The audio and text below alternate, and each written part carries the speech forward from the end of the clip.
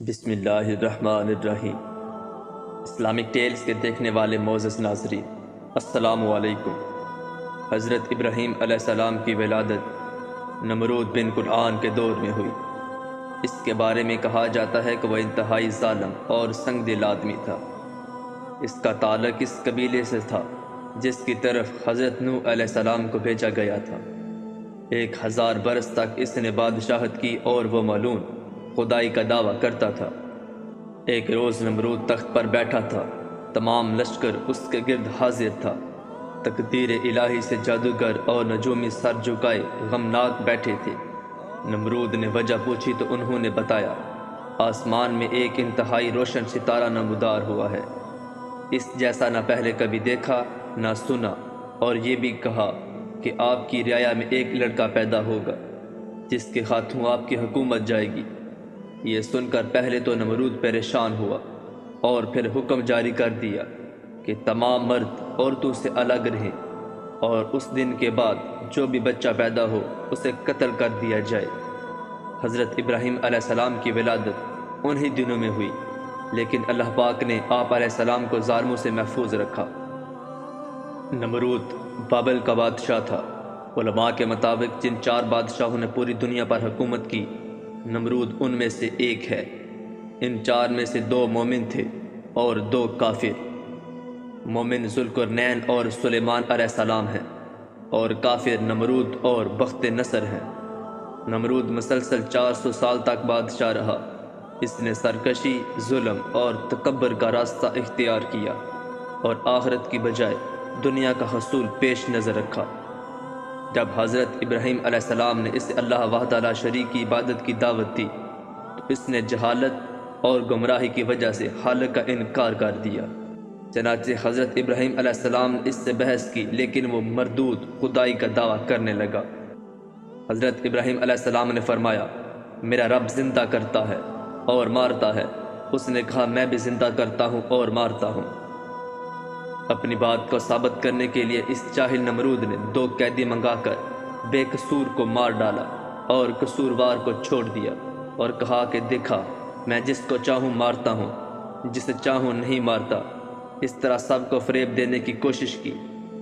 اس کا یہ عمل حضرت ابراہیم علیہ السلام کی دلیل کا جواب نہیں تھا، اور نہ ہی اس کا موضوع مناظرے سے کوئی تعلق تھا، بلکہ یہ ایک بیکار بات تھی۔ حضرت ابراہیم علیہ السلام نے فرمایا، میرا رب تو وہ ہے جو ستاروں، ہواؤں، بادلوں کو ایک جگہ سے دوسری جگہ لے جاتا ہے اور بارش برساتا ہے، ان جانداروں کو پیدا کرتا ہے جو ہمیں نظر آتے ہیں، اور پھر ان کو موت سے ہمکنار کرتا ہے۔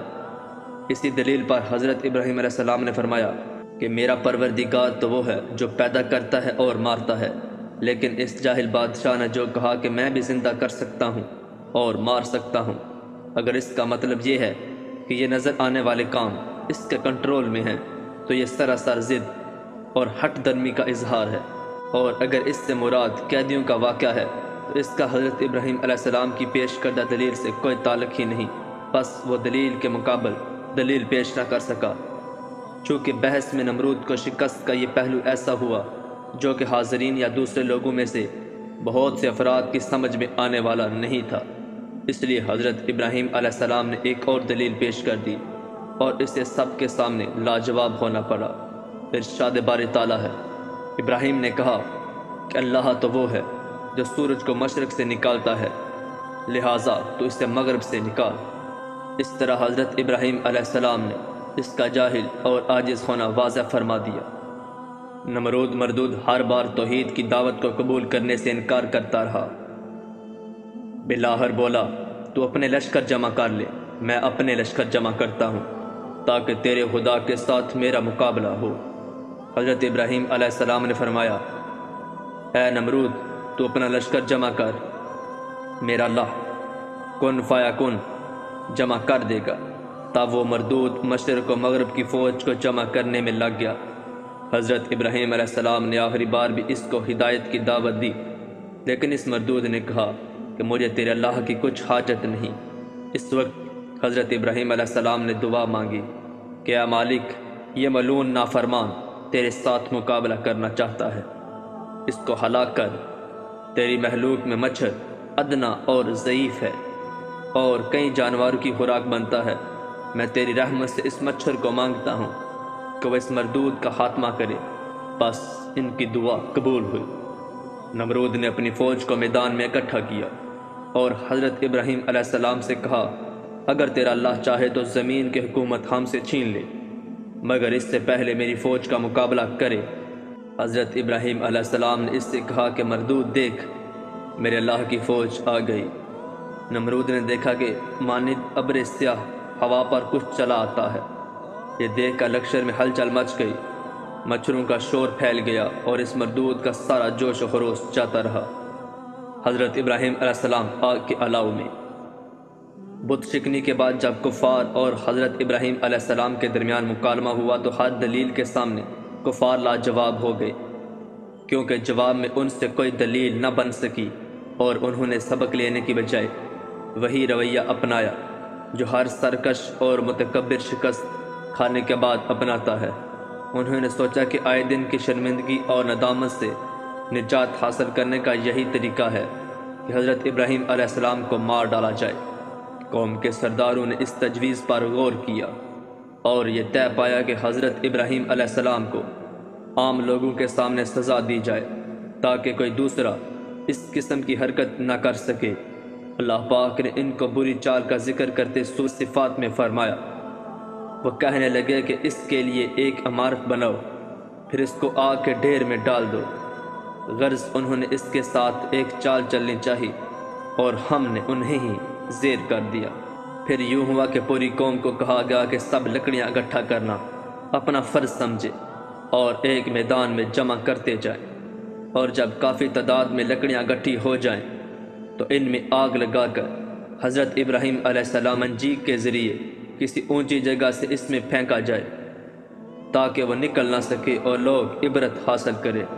اس پر سب متفق ہو گئی اور ہر ممکن جگہ سے ایندھن جمع کرنا شروع کر دیا، اور بہت دن کرتے رہے۔ نوبت یہاں تک پہنچ گئی کہ اس زمانے کے جاہل عورتوں میں سے اگر کوئی بیمار ہوتی تو یہی نظر مانتی کہ اگر مجھے شفا ہو گئی تو ابراہیم علیہ السلام کی نظر آتش کرنے کے لیے اتنا ایندھن دوں گی۔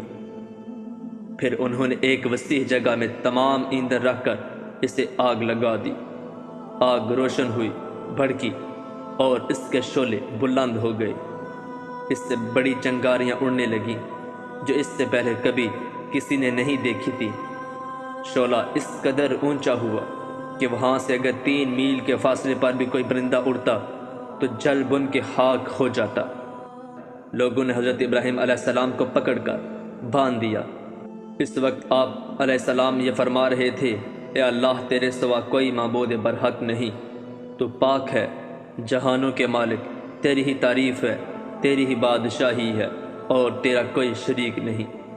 حضرت ابراہیم علیہ السلام جب آگ میں جا گرے تو ان کفار کا پہنایا گا پیراہن کھڑی میں جل گیا، لیکن حضرت ابراہیم علیہ السلام کو آنچ نہ پہنچی۔ یہ اللہ پاک کا فضل و کرم تھا کہ آپ علیہ السلام آگ جیسی چیز سے بھی محفوظ تھے، اور بحکم الہی وہ آگ مثل گلزار ہو گئی، اور اس آگ میں حضرت ابراہیم علیہ السلام کو نعمتیں عطا کی گئی اور آگ آپ کو نقصان نہ پہنچا پائی۔ اس لیے یہ معجزہ اور اللہ پاک کی عنایت آپ علیہ السلام سے پہلے کسی پر نہ ہوئی۔ کفار نے حضرت ابراہیم علیہ السلام پر فتح پانی چاہی، لیکن انہیں شکست ہوئی اور بلندی کے شوق میں پستی ان کا نصیب ہوئی۔